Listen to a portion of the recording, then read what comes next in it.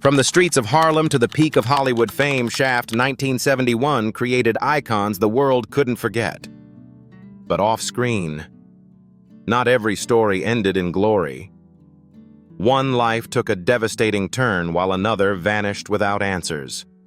Watch until character number 4, because that's where the truth begins. Richard Roundtree as John Shaft. He didn't just play a hero.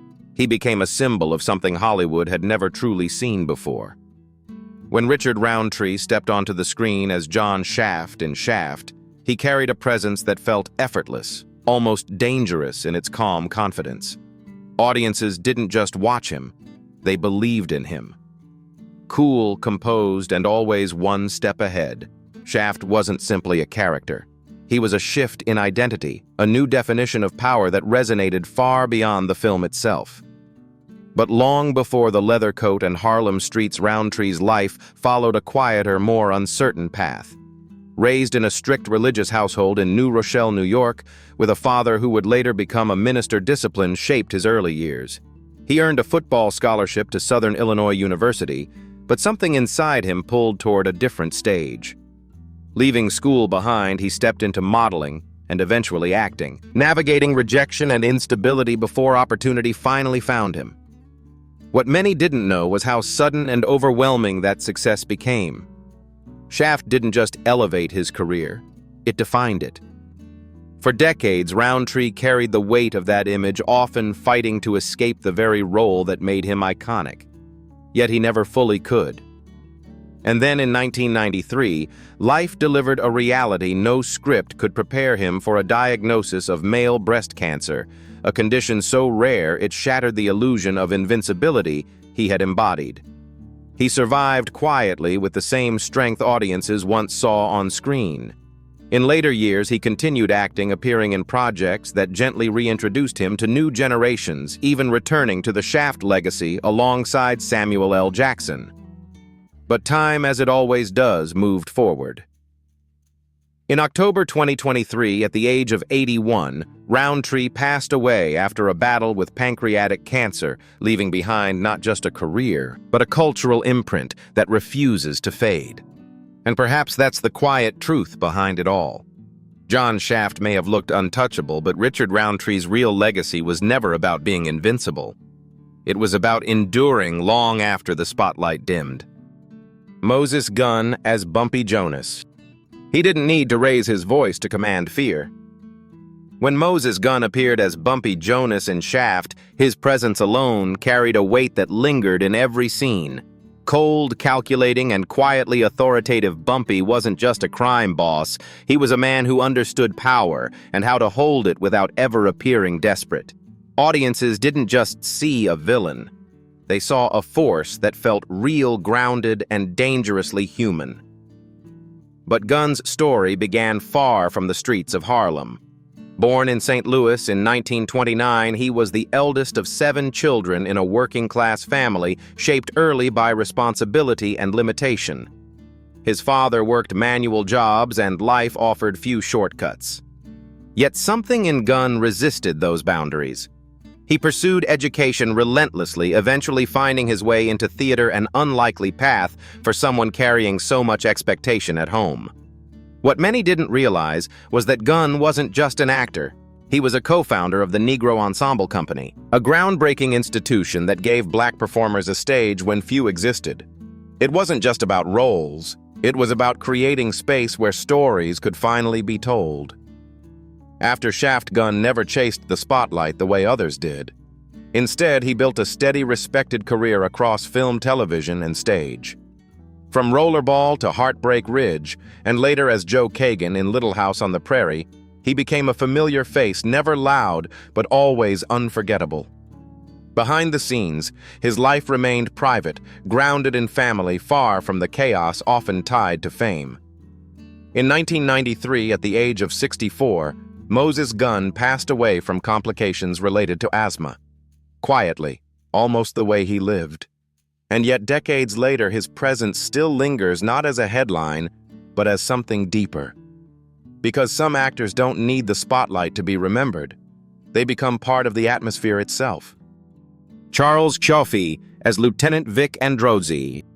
He's neither a hero nor a villain, yet somehow he embodies the tension of both. In Shaft, Charles Cioffi's Lieutenant Vic Androzzi stands at a delicate crossroads: law and chaos, control and compromise, respect and resentment. He doesn't dominate the screen with the style of Shaft, nor with the menacing presence of crime bosses, but with something more subtle. A constant friction that makes each scene unpredictable. Androzzi is sharp, impatient, often irritable, but never entirely contemptuous. There's a reluctant respect in his treatment of John Shaft, an acknowledgement that the rules he follows don't always fit the world he lives in. To the audience, he becomes more than a supporting character. He was a precarious bridge between two conflicting realities. Off-screen, Cioffi's career path was much more clearly defined. Born in New York City to an Italian-American family, he pursued a formal education, earning both a bachelor's and master's degree from Michigan State University.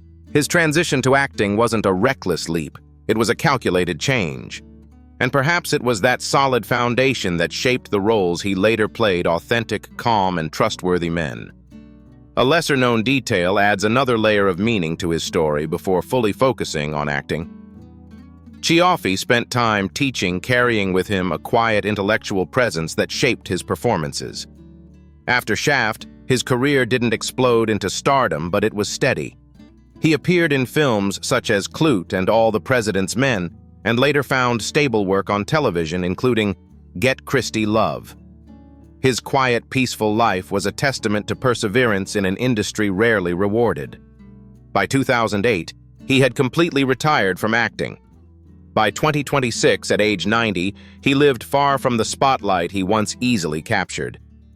And perhaps that is what makes his story so enduring. Because in a world constantly chasing attention, Charles Cioffi quietly proved that presence doesn't always need to be loud to be remembered. The character behind Charles Cioffi is where all the tragedy begins. Drew Bundini Brown as Willie. He stood beside greatness, but could never fully stand steady in his own life. In Shaft, Drew Bundini Brown's presence as Willie was brief, almost secondary, but there was something about him that felt restless, unpredictable, like a man carrying storms no one else could see. Off-screen, that storm was very real. Born in 1928, Brown's life never followed a stable path. He left school early, joined the Navy by lying about his age, and spent much of his early years moving between identities, searching for direction. His career would eventually connect him to Muhammad Ali, where he became a trusted cornerman and part of boxing history. But even at the edge of greatness, stability remained out of reach. His personal life reflected that same chaos. Brown married Rhoda Palestine, and together they had children, but the relationship didn't survive the pressures building around him. The marriage ended in divorce, marked by distance, instability, and the growing weight of his personal struggles. Behind the scenes, his life became increasingly entangled with substance abuse, a battle that quietly eroded the man who once energized entire arenas with his voice. There were no dramatic headlines, no single moment of collapse, just a slow unraveling. A man who had once stood next to icons, now drifting further from everything that once gave him purpose. His appearances in film, including Shaft, remained small fragments in a much larger, more complicated story. By the time he passed away in 1987 at the age of 59, Drew Bundini Brown was no longer the voice people remembered, but the echoes of who he had been still lingered. Because sometimes the loudest energy fades the fastest, and the man behind the legend is left fighting battles no one ever hears. Christopher St. John as Ben Buford. He didn't fight with fists, he fought with conviction. In Shaft, Christopher St. John's Ben Buford stood as a man of ideology, intensity, and controlled fire. A militant leader shaped by a turbulent era, he wasn't simply part of the story, he represented a deeper conflict simmering beneath the surface. Audiences saw in him a figure who believed in something larger than himself, even if that belief came with tension and risk. Little is widely documented about St. John's early life. But what is known suggests a man drawn not just to performance, but to purpose. His presence on screen carried a quiet authority, the kind that didn't need spectacle to be felt. Behind the scenes, he would later shift toward directing and producing, choosing a path that kept him close to storytelling, even if no longer in front of the camera. But the most profound chapter of his life would unfold far from Hollywood. St. John was the father of Christoph. St. John, a beloved television star whose life ended tragically in 2019. The loss was deeply felt not only by fans but by a father who had watched his son build a legacy of his own. It was a moment that redefined everything, grief replacing the quiet distance that once separated his public and private worlds. As of 2026, Christopher St. John lives largely out of the spotlight, his later years marked by reflection rather than recognition. And perhaps that's what remains most powerful about his story, because sometimes the strongest voices on screen are the ones that carry the deepest silence when the cameras stop. Keep watching these hidden stories get even darker. Comment your thoughts and join Legends of Classic Hollywood. Now the next story begins. Gwen Mitchell as Ellie Moore. She didn't dominate the screen with power or violence, but with something far more subtle. In Shaft, Gwen Mitchell's Ellie Moore existed in the quiet spaces between chaos, offering a glimpse into a side of John Shaft that audiences rarely saw. Confident, sensual, and emotionally grounded, she wasn't just a love interest. She was a reminder that even the most untouchable figures carry something softer beneath the surface. Mitchell brought to Ellie a presence that felt both natural and rare for its time. In an era when many female roles were limited or overshadowed, her portrayal stood apart, representing a modern, self-assured black woman who moved through the world with her own sense of agency. It wasn't loud. It didn't need to be. And that's exactly why it lingered. Off-screen, her story followed a quieter path. Born in Morristown, New Jersey, and raised in Yonkers, New York, Mitchell grew up far from the spotlight that would later find her. There were no widely known hardships or dramatic turning points, just a steady pursuit of acting through smaller television roles, building experience, one appearance at a time. A lesser-known detail is how frequently she appeared across major television series of the early 1970s, quietly becoming a familiar face to audiences without ever fully breaking into stardom. After Shaft, she continued working in television, appearing in shows like Mission Impossible, The Mod Squad, and Ironside. Yet despite her presence, the industry never offered her a defining breakthrough. By the end of the decade, her career gradually faded from view, not with scandal or tragedy, but with silence. Gwen Mitchell passed away in 1987 at the age of 59, leaving behind a career that many remember in fragments rather than headlines. And perhaps that's what makes her story resonate, because sometimes the most human moments in cinema come from those who never asked to be the center of it all. Lawrence Pressman as Detective Tom Hannon. He wasn't the loudest man in the room, but he was often the one holding it together. In Shaft, Lawrence Pressman's Detective Tom Hannon stood quietly within the tension, a figure grounded in logic and restraint, while the world around him seemed ready to unravel. Professional, focused, and occasionally strained, he represented something essential, order trying to survive in a city that rarely followed rules. Pressman brought a subtle authenticity to the role, shaped long before the camera ever found him. Born in Kentucky in 1939, he pursued theater with discipline training at the American Shakespeare Festival and Lincoln Center. It wasn't a fast rise. It was built slowly through stage work, persistence, and the quiet pressure of proving he belonged in an industry that rarely guaranteed anything. A lesser-known detail reveals just how versatile he truly was. While many actors struggled to transition across formats, Pressman moved fluidly between film and television, becoming a familiar face without ever needing the spotlight to validate him. After Shaft, his career expanded steadily from 9 to 5 to Doogie Howser, MD, and later American Pie. He never became a headline name, but he became something rarer, reliable. Behind the scenes, life brought its own weight. His marriage to actress Lana Saunders endured decades before her passing in 2007 after a long battle with multiple sclerosis, a loss that marked a quiet turning point in his life. As of 2026, at 86, Pressman continues to appear occasionally, his presence unchanged, steady, composed, enduring. And perhaps that's his legacy, not in moments of chaos, but in the quiet strength that holds everything else together. Victor Arnold as Charlie. He wasn't meant to be remembered, but somehow he was. In Shaft, Victor Arnold's Charlie appeared as just another piece in the machinery of crime, a rough, volatile man caught in a moment that would end as suddenly as it began. His fate on screen was quick, almost accidental, a life cut short by chaos. And yet there was something in that brief intensity that lingered. Arnold brought to Charlie a rawness that felt lived in, not performed. It made sense. Long before the cameras, his life had already been shaped by discipline and survival. Born Arnold Ratner in upstate New York, he grew up in the Bronx, a place where toughness wasn't optional. By his early teens, he had already entered the U.S. Navy, serving as a medical corpsman, a role that exposed him to both urgency and fragility in equal measure.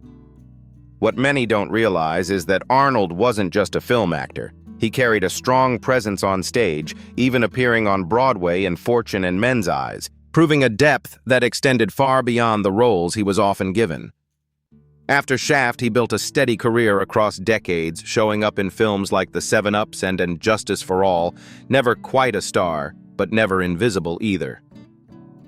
Behind the scenes, life moved quietly. He married, kept a low profile, and battled emphysema later in life, a consequence of years of smoking which he eventually gave up. In 2012, at 75, he passed away in Buffalo, far from the spotlight he once stepped into. And maybe that's what stays with us, because sometimes the shortest roles belong to lives that carried far longer stories. Rex Robbins as Raleigh. He didn't command attention, he absorbed it. In Shaft, Rex Robbins' Raleigh existed in the background, a bartender moving through Harlem's undercurrent, watching more than he spoke. There was something steady about him, something observant. He wasn't driving the story, but he made the world feel real. Robbins carried that same grounded presence off-screen. Born in South Dakota in 1935, the son of a physician, his life began far from the grit and rhythm of New York. But theater pulled him in early. Not with fame, but with discipline. It was the stage where he found his voice long before the camera ever noticed him. A detail many overlook: Robbins was never just a supporting actor. He was a Broadway performer with remarkable range, sharing the stage with legends like Angela Lansbury in Gypsy. His work in 1776 and later the Royal Tenenbaums revealed an actor who could quietly transform, blending into every role without demanding recognition. After Shaft, his career unfolded steadily, almost deliberately. He didn't chase stardom. He built a life around craft, balancing film, television, and stage, while maintaining a long marriage to Patricia Moran and raising a family. Then, in 2003, everything ended suddenly. At 68, Robbins passed away from a cerebral aneurysm without warning, without farewell. And maybe that's what defines him most. Not the roles that demanded attention, but the ones that quietly shaped the atmosphere, long after the scene had already moved on. Sherry Brewer as Marcy Jonas. She barely had time on screen, yet everything revolved around her. In Shaft, Sherry Brewer's Marcy Jonas wasn't defined by action but by absence.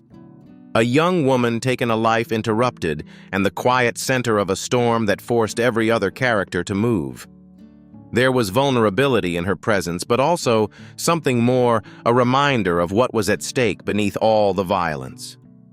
Little is publicly known about Brewer's early life beyond her roots in Chicago and a path that led her into acting at a young age. Shaft was not just a role, it was her introduction, a first step into a world that would prove far less predictable than it seemed. A lesser-known detail is how rarely she appeared on screen afterward, making Marcy Jonas not just her breakthrough, but the role most closely tied to her name. After the film, Brewer's career remained quiet with only a handful of appearances, including Brave New World in 1980. Then, almost without notice, she stepped away from the industry. No scandal, no dramatic exit, just distance. As of 2026, she remains largely out of the public eye, her life unfolding away from cameras, her legacy tied to a single moment in cinematic history. And sometimes, that's all it takes. One role, one story to be remembered long after everything else fades. Camille Yarbrough as Dina Green. She wasn't just part of the story. She carried a rhythm that extended far beyond it. In Shaft, Camille Yarbrough's Dina Green appeared with quiet strength, a woman grounded in purpose, moving through a world defined by tension, yet never losing her sense of identity. She wasn't there to dominate the narrative, she was there to deepen it. But long before the camera found her, Yarbrough had already begun shaping her voice. Born in Chicago in 1934, she grew up surrounded by culture, movement, and expression. She started as a dancer, but her journey didn't stay confined to performance. It evolved, slowly, deliberately, into something far more powerful, a storyteller, a griot, a keeper of memory and truth. What many don't realize is that her influence reached far beyond film. Her song, Take Yo' Praise, released in the 1970s, would decades later be sampled in Fatboy Slim's global hit Praise You, introducing her voice to an entirely new generation without many even knowing her name. After Shaft, she continued creating music poetry, activism, never chasing fame but always building meaning. As of 2026 at 92, she remains a respected cultural figure living in New York, her legacy quietly woven into both art and history. Because some voices don't fade with time, they simply find new ways to be heard. They once walked the streets like legends, but time told a quieter, heavier story. Some, like Richard Roundtree, carried the weight of an icon while fighting battles no one could see. Others faded into silence, their names remembered only in fragments. A few endured still here, but far from the world that once defined them. Because maybe that's the truth behind Shaft. 1971 fame doesn't last, but what it takes from you often does. They played power, control, fearlessness. But real life didn't follow the script. And here's the part that lingers: some of the strongest men on screen were quietly breaking off screen. So tell me, which story stayed with you the most? Who do you think carried the heaviest life after the cameras stopped? And if John Shaft was the man who never lost, then why did so many lives around him slowly disappear into the shadows? Because maybe the real story of Shaft was never about who survived the streets, but who couldn't escape them.